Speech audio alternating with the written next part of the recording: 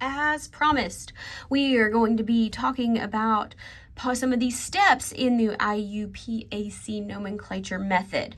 So if you remember and still have your steps from before, step 1 is determine the most important functional group. Okay, so this is a system, which means the IUPAC has determined an order of importance. Now, there are more than what we're going to list, but we're still going to go through these, and this is going to be a bit of a longer video than normal with some more writing, so just kind of prepare yourself. All right, so generally speaking, higher importance, more important, means more bonds to heteroatoms. So that means more bonds to things other than carbon or hydrogen.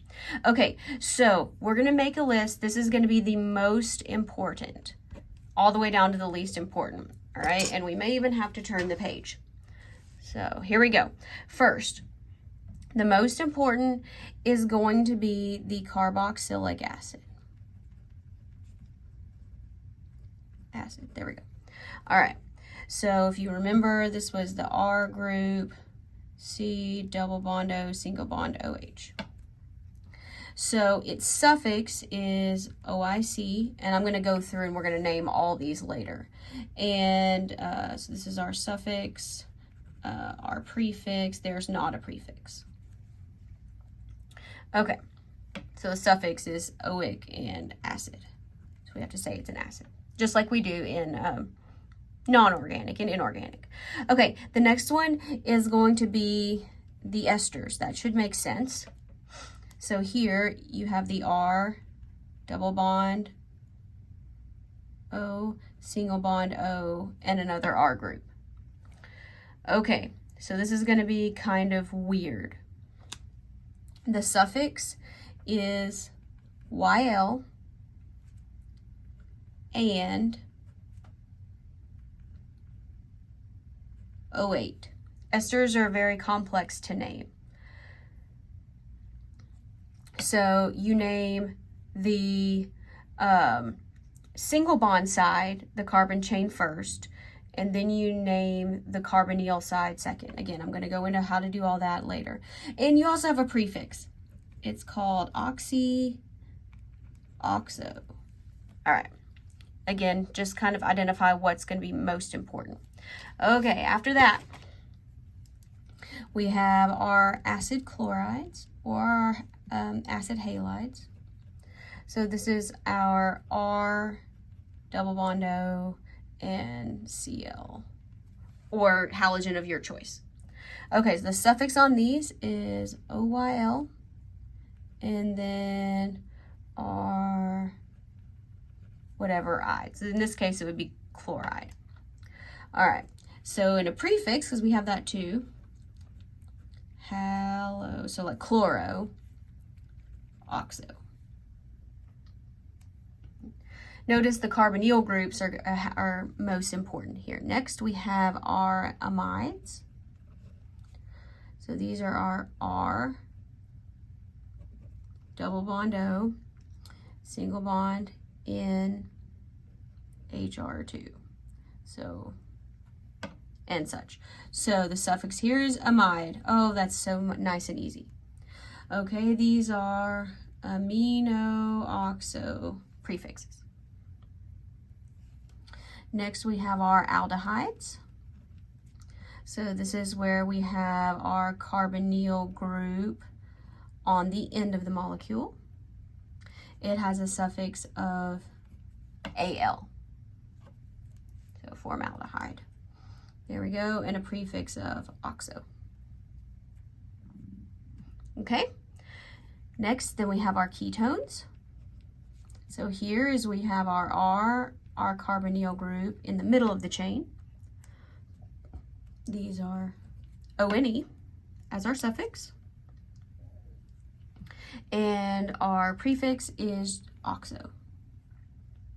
After our ketones, we have our alcohols. Okay, so we're done with all the carbonyls. So we have our alcohols, R, another R group, and an OH. So these end in OL. And our prefix is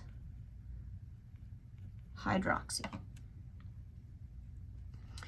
Next come the thiols. So this is very similar to the alcohol, but instead of an O, we have an S, sulfur. So these are thiols, or as a prefix, sulfonyl. All right, then we have our amines, and again, we can have primary, secondary, or tertiary. So here we have our R. We're just going to draw a primary amine here. And another R group. So these are YL amine, or amino acids. Hopefully that kind of helps a little bit. Okay, next. We haven't really talked about these yet, but we're going to draw them. So this is a benzene ring. So here we're talking about aromatics. So a benzene ring looks like a honeycomb, and it has alternating double bonds. And then it's got something attached to it. So the suffix would be benzene, or the prefix would be phenyl.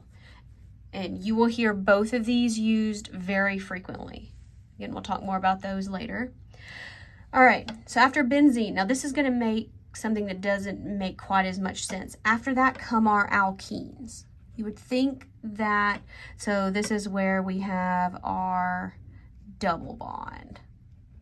So the double bond, you would think a triple bond would be more important, but it's not. So here we use ene. And here we always use it as a suffix. So it's always a suffix. Everything else, even if it's more important, would be used as a prefix. Same thing with an alkyne, but an alkyne is different than an alkene. All right, so this is where we have an R and a triple bond. Remember, you have to be careful with that. So the suffix here is YNE. Same thing, always use it as a suffix, don't give it as a prefix.